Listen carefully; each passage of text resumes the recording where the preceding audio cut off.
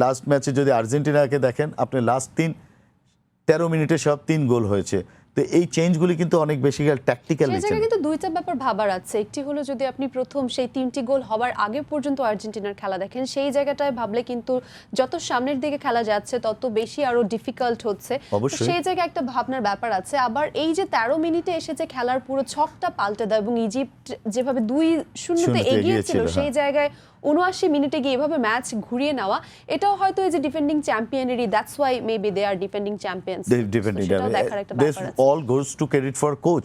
তার planning too এবং player যখন চেঞ্জ করেছে সেই জায়গায় ক্রেডিট দিতে হয়। এবং মেসি যে আনডাউটলি তার রেসপন্সিবিলিটি, সে পেনাল্টি মিস করে তারপরে খেলার মধ্যে তার 3-3টি সেভ করে, সে এই জায়গাগুলোকে গোলকিপার মিশরে অনেক বেশি তাকে ক্রেডিট দিতে হবে। এবং মিশর যে এগিয়ে ছিল সেই জায়গা থেকে যদি তারা তাদের এক্সপিরিয়েন্স থাকতো তাহলে ওই সময়টা তারা আর ওভার অ্যাটাকে যেত না 2-0 থেকে। এবং সেই মিস্টেকটাই কিন্তু তাকে কাউন্টার অ্যাটাক এবং ম্যাচুইড টিম এবং অনেক সিনিয়র তারা কিন্তু গোলে পরিণত করে, ফিনিশিং অফ গোল করে তখন তারা বেরিয়ে আসছে। তো এই বড় ম্যাচ খেলা এবং সেমিফাইনাল এবং এগুলি কিন্তু অনেক বেশি ডিফারেন্স করে দেয়। বিগ ম্যাচুরিটি এবং এটাকে বলে আমরা মেন্টাল টাফনেস। যত সময় বাড়তে থাকবে তত বেশি সাইকোলজিক্যাল এবং মেন্টাল মাথায় কাজ করে না। যাদেরই কাজ করে তারাই কিন্তু ডিসিশন মেকিং এ রাইট টাইমে রাইট প্লেসে কাজ করতে পারে। কখন আসলে সেটা স্লো করতে হবে, কখন ফার্স্ট পেস করতে হবে, কতটা কামনেস লাগবে এবং কতটা অ্যাগ্রেসিভনেস লাগবে, সবকিছুই আসলে লিটল টেম্পারমেন্ট ম্যাচের কিন্তু অনেক কিছু চেঞ্জ করে দিতে পারে। It's just a matter of 1 second. একটা গোল তো 1 সেকেন্ডে হয়ে যায়, নট ইভেন আ মিনিট।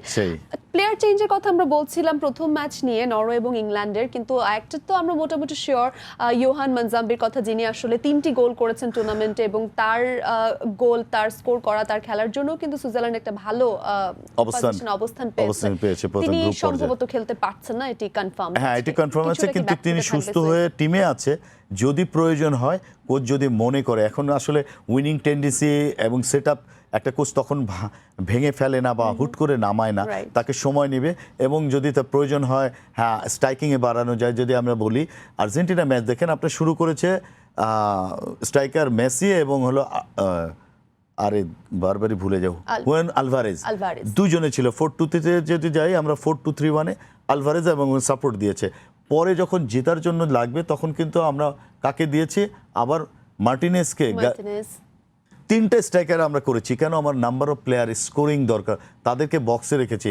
এখান থেকে মেসি উইংয়ে গেছে, লেফট সাইড থেকে উইং, এগুলো আছে স্ট্র্যাটেজিক্যাল চেঞ্জ এবং মেউরিক্যাল অ্যাডভান্টেজ ফর অপোনেন্ট হাফ।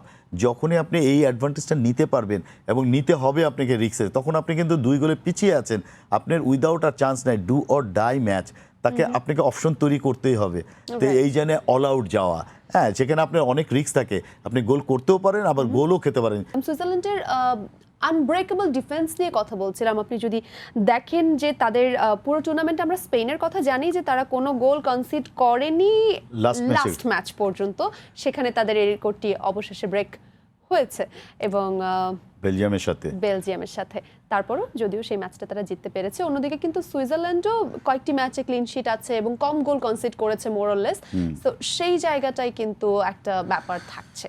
এখানে আসলে চিন্তা করতে হবে, যে বারবারই বলছি ইংলিশ লিগের যে প্লেয়ার এবং ইংলিশ লিগে খেলে, হ্যাঁ, এখানে ওদের যে ডিফেন্ডার আছে রডিজ এবং জাকারিয়া লেফটে, এবং রুডিগার এবং Zakaria left and right, Spanish, English এবং ওদের অ্যাকেনজি, সে ম্যান সিটিতে খেলে দীর্ঘদিন এবং ম্যান সিটি ডিফেন্ডিং হলো ইংলিশ লিগের সবচেয়ে টাফেস্ট এবং সবচেয়ে বেটার ফুটবল খেলে সেই চিন্তা করলে।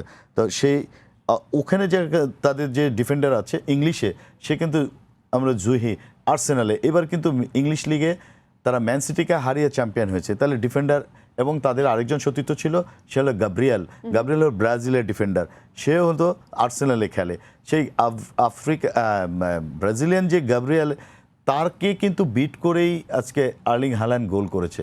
আর্লিং হাল্যান্ডকে যদি ওইখানে চিন্তা করা হয় ওদের ডিফেন্ডার থেকে, আমরা যদি আসি এখানে সুইজের কাছে, সুইজের কিন্তু এই প্রোডাক্টিভ ডিফেন্ডিংটা, ওরা কিন্তু লো ব্লক খেলে না, এটা হলো মিডল ব্লক বলা হয়।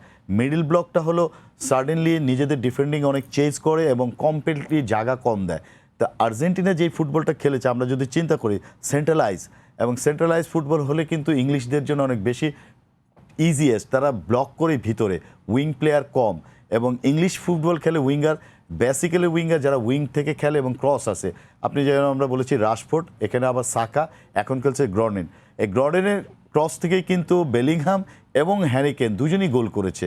তো এই ক্রসিংগুলো ফুটবলের জন্য একটা টাফেস্ট ব্যাপার থাকে। যদি আমরা ইংলিশে না যাই, আমরা আবার এখানে আসছি সুইস কিন্তু আর্জেন্টিনা কিন্তু সেই উইং প্লে নাই। লাস্টে যদি উইং করতে হয়, সেই মেসি তার জায়গায় স্পেস তৈরি করে স্ট্রাইকার মার্টিনেজ এবং হলো আবার নাম খালি ভুলে যায়, আলভারেজ, মার্টিনেজ আলভারেজের যে এবং মেসি তিনজন, তাহলে 4-3-3 যখন হচ্ছে তখন একজন কিন্তু ওয়াইড স্পেসে কাজ করে। পিছন থেকে অ্যাঞ্জু ফার্নান্ডেজ এবং ম্যাকালিস্টার, এই দুজন যায়, 4 জন হতে হবে। এইখানে অপশনগুলি তৈরি হয়েছে। আপনি যখন মেসি ক্রস করলো, পরে দেখেন আবার ভিতরে বল আসার পর ওটা ক্লিয়ার করতে গেছে, মেসি আবার বক্সে এসে সেকেন্ড চান্সে তার লেফট ফুটে এসে দুর্দান্ত ফ্রি কিক শট করে এটাকে বক্সে গোলে পরিণত করা। ওইটা কিন্তু আর্জেন্টিনার জন্য টার্নিং পয়েন্ট, যে 2-এ আসার পরেই কিন্তু মিশরও ওই ম্যাচ থেকে তখন বেরিয়ে আসতে পারেনি। তখন তারা পাজেল হয় এবং ওরা গোল করতে যায়, এখানে কাউন্টার অ্যাটাকে গোল খায়। কিন্তু আমরা যেটা দেখেছি সেটা হলো সুইজারল্যান্ডের সেটা কিন্তু কম, সেটা তাড়াহুড়া করে না, তারা কাউন্টার পেসই খেলে, কিন্তু তাদের দীর্ঘদেহী প্লেয়ার আছে এবং লং বল খেলতে পারে। তো এইখানে আসলে একটা চ্যালেঞ্জ ভালোই হবে। আমরা কি কিছুটা আজকে দেখতে পারি এরকম যে মেসি ভার্সেস গ্রেগর কোবেল? হ্যাঁ, গ্রেগর কোবেল তো মাস্ট হবেই। এখানে মেসির যে নিজস্ব শৈল্পিক নৈপুণ্য, এবং মেসি আসলে এক্সেপশনাল প্লেয়ার। এবং সুইস ওয়াল আসলে মেসি এন্ড তার শিষ্যরা আলভারেজ, মার্টিনেজ, ম্যাকালিস্টার, এবার দেয়ার সবাই দারুণ করছে এবং কতটা স্ট্র্যাটেজি কাজে লাগে স্কালনির, তো সেটা একটা দেখার ব্যাপার আছে। নরওয়ে নিয়ে বলছিলেন, এবং নরওয়ের কিন্তু অ্যাটাকটা অনেকটাই রিলাই করছে, যেহেতু ইংলিশ প্রিমিয়ার লিগ খেলার কথা আপনি বলছিলেন, সেখানে ওদেগার্ড, হল্যান্ড দুজনেই কিন্তু ইংলিশ ব্যাকলাইন তারা কিন্তু অ্যানালাইজ করে ডিসম্যান্টেল করার ক্লাব ফুটবলে অহরহ সেটাই করে থাকে।